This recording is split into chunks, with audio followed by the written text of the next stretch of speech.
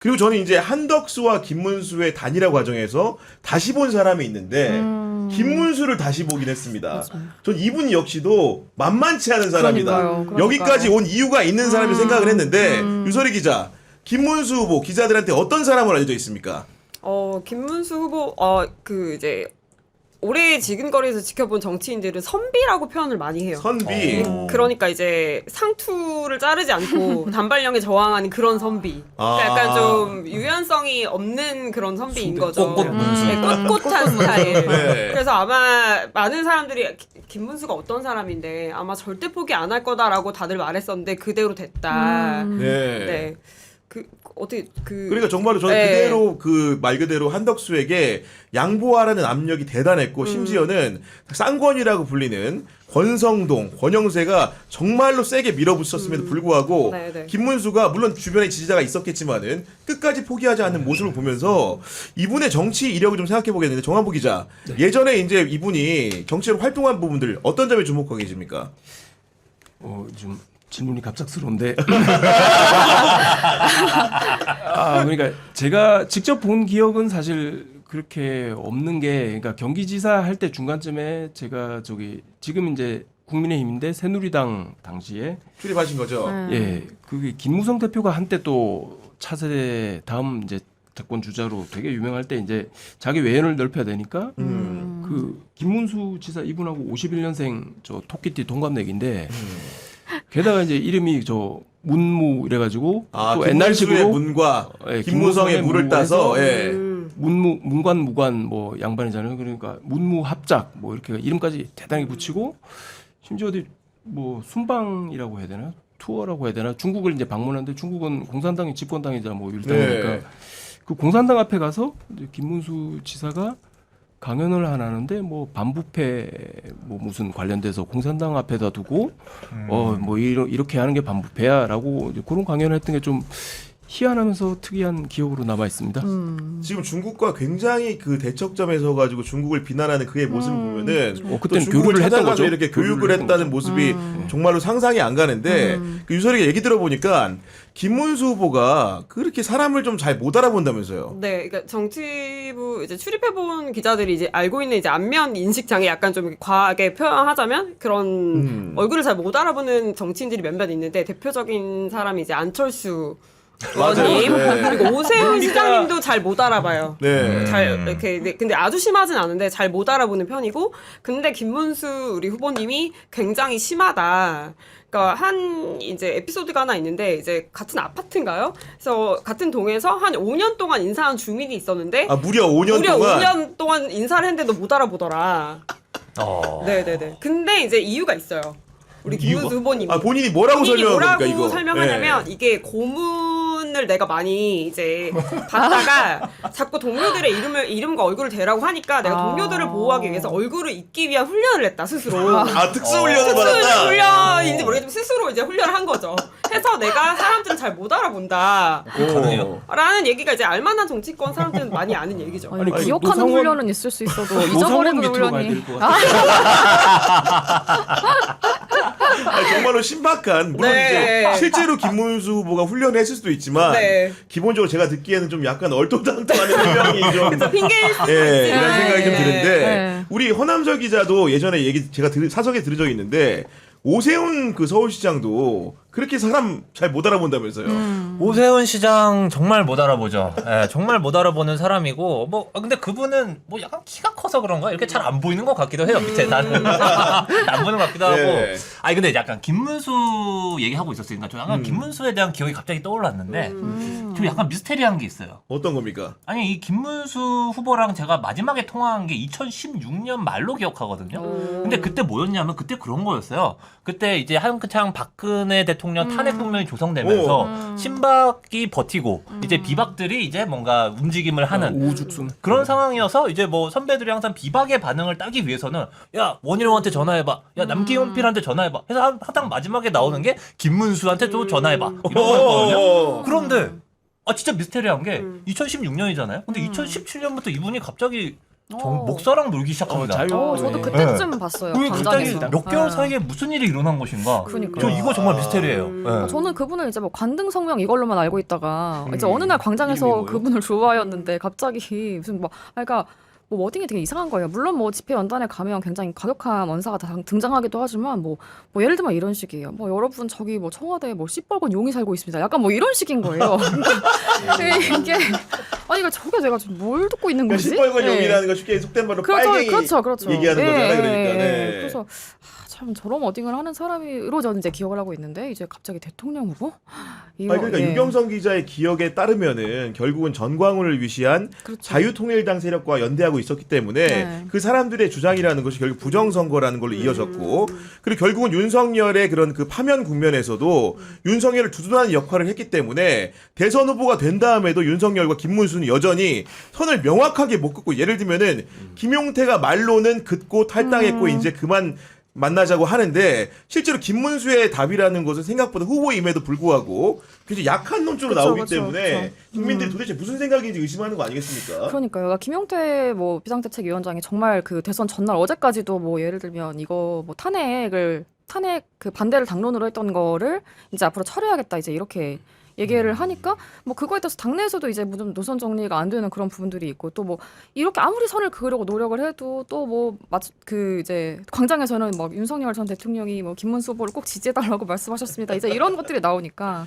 네, 그런 부분들이 참 정리가 안 되는 것 같습니다. 그뿐만이 아니고 네. 최근에도 보면은 그 구주화 후보인가요? 자유통일당 후보가 후보직 사퇴를 하면서 누구를 지지합니까? 김문수 지지했죠. 얼마 전에 또 황교안 후보가 그렇죠. 부정선거를 주장하는 분이죠. 그분도 나가면서 누구를 지지합니까? 김문수를 지지하다 보니까 여전히 이제 그런 의심을 하는 게 아닌가 싶고 이런 분으로서 자리매김을 하다 보니 이번에 보수 후보 단일화가 안 된 게 아닌가 싶은데 왜냐면 이준석 같은 경우에는 다 좋은데 윤석열과 부정선거는 함께하기 어렵다는 판단한 거 아니겠습니까, 유설희 기자? 네, 그래서 아예 저는 이 단일화 시도 자체가 불가능한 시도였다고 보여지기도 하고요. 근데 만약에 저는 김문수 후보가 정말 진심으로 양보하고 만약에 이준석으로 내가 단일화하는 오. 거를 내가 양보하겠다라고 했으면 그때는 가능했을지도 모르겠어요. 근데 뭐 당연히 김문수 후보 입장에서는 자신이 지지율이 잘 나오니까 양보할 리가 없고 그리고 이준석 후보 입장에서도 친윤한테 얼마나 치욕스럽게 쫓겨났는데 친윤들이 그러니까. 뭐 당권 준다고 하면서 이렇게 네. 뭐 단일화 이렇게 설득했잖아요. 근데 절대 아마 그 말을 믿지 않을 거거든요. 다시 이제 사실 친윤들의 말을 들으면 바보거든요. 그러니까 이거는 불가능한 시도였다. 기자 입장에서 봤을 때. 아무튼간에 이준석 후보가 여하간 그 민주당의 관측은 어쨌든 간에 단일화를 막판에 할 것이라고 했는데 네. 본투표 당일 지금 오후 3시 37분이기 때문에 단일화할 가능성은 완벽한 제로인 건데 수렴하는 건데 이준석 후보를 허남서 기자는 좀 봐오셨기 때문에 네네. 이번 결정을 할 거라고 예상을 좀 하셨습니까? 사실 선거는 참 예측하기가 어렵고 뭐 막판까지 지금 뭐 이제 8시까지 몇 시간 남았나요? 한 4시간 넘게 남았지 않습니까? 네. 뭐 무슨 일이든 벌일 수 있다고 생각을 합니다. 그런데 사실 단일화 문제에서 이 표면은 사실 후보들끼리 뭐 가치를 어떠고 뭐 우리가 뭐 의제가 어떻고 해서 단일화 하는 거지만 사실 그 저변에는 굉장히 중요한 문제 돈 문제가 좀 깔려 있거든요. 이제 선거 비용 같은 문제, 이제 그런 것들이 좀 깔려 있어서 뭐 이준석 후보는 지금 10%를 넘으면은 어떻게든 간에 뭐 반 정도는 보전받을 수 있지 않습니까? 그렇죠. 네. 약간 10%를 되게 어떤 중요한 선으로 보고 있는 건데, 근데 이준석 후보가 최대한 돈을 아껴가면서 이제 선거 운동을 한 걸로 알아요. 그런데 지금 그래서 더더욱 어떤 TV 토론에 사활을 걸었을 겁니다. TV 토론에 정말 중요한 자리거든요. 이 돈 없이도 뭔가 자신을 맞아요. 굉장히 네. 선전할 수 있는. 그래서 TV 토론으로 뭔가 좀 지지율에 상당한 재미를 보고 그랬는데, 너무 사활을 근데 걸었죠. 그러다가 이제 사실 사고가 난 거죠. 너무 사활을 걸다 보니까 이제 나간 거예요. 그래서 사실상 어떻게 보면 이준석 후보의 그 자충수 때문에 네. 지금 상당히 어떻게 보면 저절로 단일화가 일부 되는 효과가 나왔을 것이다. 그 이준석을 지지하던 표가 빠졌을 것이고 그게 뭐 일부는 김문수 후보에게 가고 일부는 그렇죠. 또 이재명 후보에게도 갈 수 네. 있습니다. 예, 아니면은 아예 투표 의지를 상실했을 수도 있고요. 네. 사실 그 발언과 상관없이 이준석 후보를 지지할 사람은 무조건 찍을 거고요.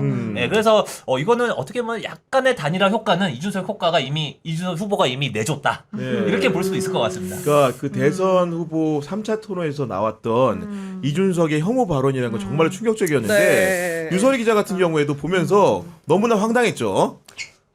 정말 저도 이제 제 눈과 귀를 의심하면서 어. 들었고 아마 많은 여성 유권자들이 정말 너무 모욕적이라고 생각할 텐데 이제 저는 그냥 그런 생각이 들었어요. 저도 이준석 후보를 이제 당대표 시절부터 이제 오랜 세월 이렇게 나름 지켜봤는데 근데 이제 그 이준석 후보에 대한 평가가 있어요. 그러니까 약간 정치를 AI처럼 한다.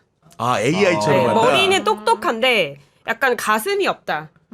정말 본인 전공대로 하는 거네. 컴퓨터와 경제학. 네. 네. 근데 이제 AI처럼 하는데 정말 AI가 윤리적 판단이 안 돼서 문제잖아요. 그래서 저는 이준석 딱 이번에 이번 사건 보면서 정말 윤리적 판단을 결여한 이 정치 AI 약간 괴물의 탄생의 어떤 이런 끝판왕을 본 게 아닌가라는 그런 생각이 들었습니다. 그러니까 결국은 이제 그 혐오 발언이라는 것도 네. 그 유설이 기자의 분석에 따르면은 완벽하게 이준석이 계산된 플레이일 가능성이 높다 이렇게 그렇죠. 본다는 거죠. 그렇죠, 네. 그렇죠. 저는 계산했다고 봅니다. 그리고 네. 그게 전혀 사실 그분은 지금도 문제라고 생각하지 않을 수 있다. 왜냐면은 내가 발언한 게 아니라 이제 이재명 후보의 아들이 한 건데 이걸 옮기는 게 뭐가 문제냐. 여전히 아마 그렇게 생각할 거예요. 네. 그렇게 생각할 확률이 높은데 이거를 이제 다시 재현한다는 것 자체가 이게 얼마나 여성 인권에 대한 이런 인식이 없는지를 잘 보여주는 그런 발언이죠. 이준석 후보는 사실은 제가 알고 있기로는 기자들의 굉장히 스포트라이트를 많이 받는 사람이기 때문에 공사석에서 언론과 많이 접촉을 하는데 네, 유설이 그렇죠. 기자 같은 경우도 이준석 그 후보를 만나봤잖아요. 네. 그 처음 만났을 때 그 사람의 얘기를 들으면 좀 어떤 생각이 들었어요? 아니, 근데 굉장히 사실 근데 그 요즘 유튜브 상에서 이제 그런 불만들이 많은 건 알고 있어요. 그러니까 왜 이준석 후보가 지지율이 많이 안 나오는데 언론들이 왜 이렇게 띄워주냐. 근데 그 측면에 의견 동의를 하는 측면은 그러니까 이준석 후보가 정말 이렇게 언론을 활용하는 능력이 정말 뛰어난 후보이긴 해요. 그러니까 얘기 한마디를 해도 야마가 되게끔 제목이 나오게끔 말을 잘하고 그렇지. 네. 그러니까 이제 기자들이 기사 쓰기가 참 좋죠. 그래서 사실 일정 부분 좀 책임도 있는 것 같아요. 너무 띄워준 게 아닌가. 사실 문제가 많은 후보인데, 그러니까 기본적으로 이 후보는 정말 여성 혐오 정서가 좀 깔려 있는 좀 후보이긴 하거든요. 그러니까 뭐 일례로 하나 말씀드리면 이번에 이제 10대 공약을 맞아. 분석을 해봤을 때. 그 유일하게 저출생 공약이 없었어요. 아 이준석 이준석 후보만. 후보만. 근데 이게 정말 이상한 게 이제 저출생 공약이라는 거는 정말 그 대선 후보들의 주요 현안이어가지고 하나 넣어놓고 시작하는 무조건 거죠. 10대 공약에 네. 하나씩 그렇죠. 넣고 시작하는 건데 이것조차 없고 당연히 여성 공약 없고 그리고 이제 그래서 제가 진짜 없나라고 해서 열심히 찾아봤어요. 찾아봤는데 하나가 있는데 뭐냐 그러니까 자녀를 3명 이상 낳으면 그 이제 그 가구에 그 차량에 핑크색 번호판을 달아주겠다는 거예요. 그러면 그거 왜 다는 거야? 그러니까 그걸 달면은 주차요금 깎아주고 고속도로 이제 저 뭐죠 그 톨게이트비. 톨게이트비 뭐 예. 이런 거 이제 하게 해주겠다는 건데 저는 이것도 이제 겨우 이 정말 국가가 소멸되는 위기에 주차요금을 깎아주겠다는 이 약간 정책의 깊이도 정말 실망스러웠는데 일부러 비꼬는 것 같은데요. 비꼬는 거예요. 왜냐면 제가 설명을 자세히 봤어요. 뭐라고 설명하나 봤는데 이거예요. 여성에게 그동안 주어진 혜택을 가족 우선으로 내가 전환시키겠다. 그러니까 이것도 여혐 정서가 깔려 있는 거예요. 네. 여자에게만 주는 혜택을 뺏어서 내가 가족에게 주겠다. 아, 그래서 핑크라고 했구나. 네, 그래서 저는 정말 기함을 했습니다. 근데 정말. 이준석 후보는요 저출생 공약만 없는 게 아니에요. 뭐도 이분은 없습니까? 진짜 네. 독특한데 이분 요번에 선거운동하면서 학식 많이 먹으러 다녔죠. 맞아. 근데 어느 대학교에서 그런 학생들이 항의하면서 그런 거 붙였거든요. 대학생 공약도 없는데 학식은 왜 먹어요? 이런 거 붙이면서 대학생들이 항의한 일이 있었습니다. 근데 이분은 저출생 공약, 대학생 공약이 없는 게 그것만 없는 게 아니라 요새 우리가 제일 관심 갖는 화두 뭐 AI 이런 거 아닙니까? 김문수 후보, 뭐 이재명 후보, AI, 딥시크에 대한 충격, 뭐 챗GPT 이런 거 때문에 공약 다 있어요. 근데 이준석 후보 AI에 대한 공약 없습니다. AI 공약 없고 뭐 지방 균형 발전 이런 것들은 우리가 항상 내는 공약이잖아요. 후보들이. 근데 지방 균형 발전에 대한 공약 없어요. 그래서 이분의 10대 공약을 보면은 도대체 이 친구의 관심사는 어디에 있을까? 이거는 정치 문법을 깨도 너무 나쁜 방향으로 기본을 안 하는 방향으로 깬다라는 생각이 좀 들더라고요. 듣다 보니까 정말로 이준석은 정말 우리 국가 대계를 생각하고 공약을 쓴 게 아니고 언론의 조금이라도 노출 빈도를 높여가지고 맞아요. 당선 가능성보다는 자기의 득표율을 높이기 위한 전략을 핀 게 아닌지 의심이 되거든요. 커뮤니티에서 잘 먹힐 법한 좀 그런 것들 위주로 이렇게 많이 주목한 것 같다는 느낌도 있고, 그러니까 모든 국민을 아우른다라는 그런 느낌을 전혀 주지 못했던 것 같아요. 약간 기후 공약도 없더라고요. 또 찾아보니까. 그러니까 이런 네. 모든 것들이 다 말씀하신 그런 문제를 좀 지적하는 것 같습니다. 근데 저는 개인적으로 궁금한 게 또 특정 성별의 기자들한테 여쭤봐서 좀 죄송하긴 합니다만은 그 여기자들이 실제로 이준석 후보를 예를 들면 사석에서 이제 밥을 먹거나 저녁 자리를 할 때 불편함을 느끼는 언사도 개인적으로 합니까 어떻습니까 이게 아, 불편함을 느꼈냐고요? 상대방의 이준석 후보 딱히 그거는 모르겠는데 이제 이준석 후보가 뭐랄까 좀 성인의 이거 약간 좀 너무 변명인데 아니 근데 왜 이제 이 말씀을 드린 이유가 뭐냐면 약간 사람 눈을 잘 못 마주쳐요. 이준석 후보가요? 약간 사람 그래요? 눈을 잘 피하고 이제 피하고 혹시 그게 그리고 성별 막론하고 다 못 성별 마주치나요? 막론하고 그러니까 특정 그러니까 이거는 뭐 여성 앞에서만 MBTI 그런 게 아니라 MBTI. 아니 근데 말은 또 잘하잖아요. 말을 한국에서 말 잘하는 잘하는데 거예요. 그러니까 예. 언론 앞에서는 굉장히 잘하는데 이제 네. 사람 앞에서는 은근히 좀 샤이한 측면이 있고 눈을 잘 못 야, 마주치고 묘하다. 네. 그리고 이제 물론 이제 기자들 자리에서는 그렇게 하지 않는데 자리가 이제 너무 길어지거나 이렇게 회의석상 같은데 가면은 이렇게 책상 밑에서 계속 이렇게 휴대폰을 보면서 계속 이제 커뮤니티를 많이 봅니다. 인터넷 커뮤니티를. 실제로? 근데 네. 그거는 유명했어요. 당대표 시절에도 대놓고 카메라가 찍고 있는데 이제 이렇게 인터넷 커뮤니티 보다가 이제 몇 번 찍히기도 하고 이래서 이제 좀 그런 게 좀 어떻게 보면 약간 아까 제가 말씀드렸듯이 가슴이 좀 없고 사회성이 조금 떨어지는 좀 네. 그런 특이한 면모가 있죠. 그 여하간 이제 이번 대선은 완주는 했고 그래도 뭐 그의 그런 여러 가지 이제 단점 속에서 나은 점을 찾으라고 한다면은 윤석열과의 관계에 대해서는 단절을 하려고 했던 것 같고 그런 이 연유를 쫓아가다 보면은 기본적으로 김문수와 이준석이 단일화가 결렬된 것은 윤석열에 대한 입장 차였던 것 같은데 그런 장면들이 이번 대선에 몇 번 있었습니다. 정한보 기자, 네. 윤석열 전 대통령이 윤석열이라는 사람이 심지어 이분이 이제 내란 우두머리로 여러 가지 의심을 사고 있는 상황이고 선관위에 군병력을 보내가지고 문제가 되는 상황인데 이분이 영화 관람을 중간에 했는데 우리 정한보 기자 영화 그 작품을 심지어 자기 돈 내고 봤다면서요. 네. 내돈내산으로 보신 아니, 거예요? 그걸 어떻게 돈 내고 봐요? 아니 돈은 사실 저 영화 담당 기자한테 이제 좀 뭐 쿠폰이 나오는 게 있어가지고 뭐 그걸로 보긴 했으나 이제 어쨌든 그만큼의 뭐 시간을 투자를 한 셈인데 그게 뭐 영화로서의 리뷰할 가치가 뭐 제작자 측에서도 뭐 그랬겠죠. 사실은 뭐 어느 정도는 자기 이제 주의 주장을 펼치는 쪽이었는데 근데 어쨌든 선거운동 기간에 갑자기 등장한 게 사실 화제였죠. 근데 등장했는데 영화를 본다 했을 때 바로 이제 저거 바로 기사가 되는데라는 생각이 들었고 이제 봐야겠다. 그래서 가긴 갔는데 일단 제가 담당이 이제 뭐 그 부정선거가 맞냐 안 맞냐 그 영화가 맞냐 안 맞냐 팩트 체크하는 건 제 목적은 아니고 그건데 네. 선관위가 깔끔하게 그걸 또 정리를 일일이 해줬죠. 설명을 했죠. 네. 그래서 그 부분 말고 이제 보이는 게 영화적으로 어떻게 전개되냐. 그 다음에 관객은 도대체 누가 와서 저걸 볼까. 보느냐. 근데 영화는 사실 이제 그 우리 수능 같은데 그 요새는 국어 영역인가요? 그 보면 뭐 저런 거 있죠. 그 무슨 성급한 일반화의 오류, 뭐 그다음에 우물의 독부리기, 뭐 각종 논리적 뭐 오류를 오류들이 지적을 있잖아요. 하는데 네. 그런 거에 집합이라고 보면 되고요. 뭐 제가 리뷰 기사를 쓰긴 했는데 이를테면 이제 너무 이제 외피는 그 이용돈 PD 옛날 PD니까 KBS 출신의, 그래서 네. 뭐 외피는 그렇게 돼 있어요. 이용돈 PD 그분이 이제 배우로 나와가지고 이거 선거는 뭐 문제입니다 이렇게 해놓고 갑자기 나레이션이 본인 목소리가 선거는 문제입니다. 이렇게 이제 자문자답을 하고 뭐 그런 거 나오니까 싸게 만들었구나 이게 지금. 네. 네. 그리고 그게 아니어도 이제 유튜브 사실 보면 이 내용들 다 나오거든요. 나와서 굳이 이걸 돈을 누가 내서 가서 보시고 이럴까 해서 갔더니 이제 그 시간대가 이제 평일 낮이었긴 했는데 딱 이제 그 느낌상은 이제 아마 저 설난영 그분 정도 또래 뭐 이런 나이대가 60대 70대 이런 여성분들이 좀 많으시고요. 오셔가지고 근데 그분들이 이제 저 영화 딱 끝나고 이제 크레딧 올라가는데 바로 저 아멘 뭐 그게 나와가지고 영화관에서요? 그게 제일 인상 깊어서 그걸 이제 영화가 끝나자 아멘이 뭐 아멘을 외쳤다 이게 제목으로 했었고요.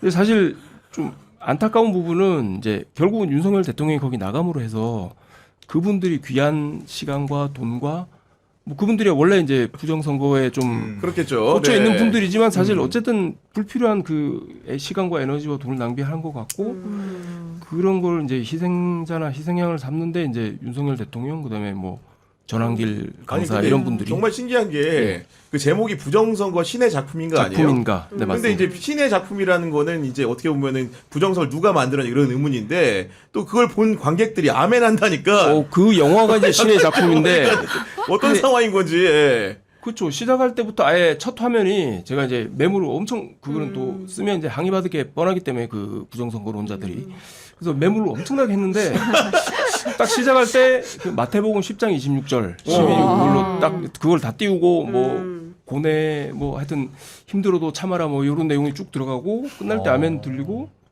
또 아까 말씀하신 것 중에 하필이면 지금 후보 사퇴한 분들이 구주와 그러니까 황교안 황교안도 전도사신가요? 뭐 네, 전도사 전도사 공식 실제 알고 그 영화도 있어요. 관람했죠 황교안에. 네. 네, 그래서 다 이제 지금 종교적 차원에서 부정선거 뭐 교라고 해야 되나 부정선거 뭐 신앙적인 차원에서 지금 받아들이시는 것 같아요. 예. 아 근데 이게 부정선거론이라는 게 너무 이제 사실 사회적으로 만연한 대화 코드가 되다 보니까 뭐만 하면 부정선거 이래 보니까 맞아요. 사실 사회적으로 합리적으로 인정받지 않은 그런 의혹인데도 그 여러 군데서 마치 본투표를 해야 된다라는 당위적인 그 물건으로 활용이 되다 보니까 걱정되는 게 너무 많아요. 걱정되는 게 정말 많고 이게 이제 그러니까 예전에는 이게 좀 특정 세대들만 이렇게 좀 협소하게 공유하는 어떤 거라는 인식이 좀 있었는데 오늘도 뭐 이제 타사 기자랑 같이 이제 얘기하다 보니까 그 고등학교 동창들이 자꾸 뭐 이런 사진 저런 사진을 퍼나르면서 이런 것들이 이제 부정선거의 어떤 증거, 예, 이런 게 지금 다 굉장히 이제 의심되는 정황이라고 계속 이제 퍼나른다는 거예요. 그래서 야 이게 이제 이럴 정도면 그리고 사실 제가 또 되게 그 좋아하던 그 인스타그램에 이제 인플루언서가 있는데 갑자기 어느 근데 날에 이분은 항상 그 베이킹 하시고 되게 예쁘게 사시는 분이에요. 근데 갑자기 막 또 뭐 그런 걸 공유하는 거예요. 이렇게 릴스에다가 너무 충격받아서 팔로우 끊었습니다.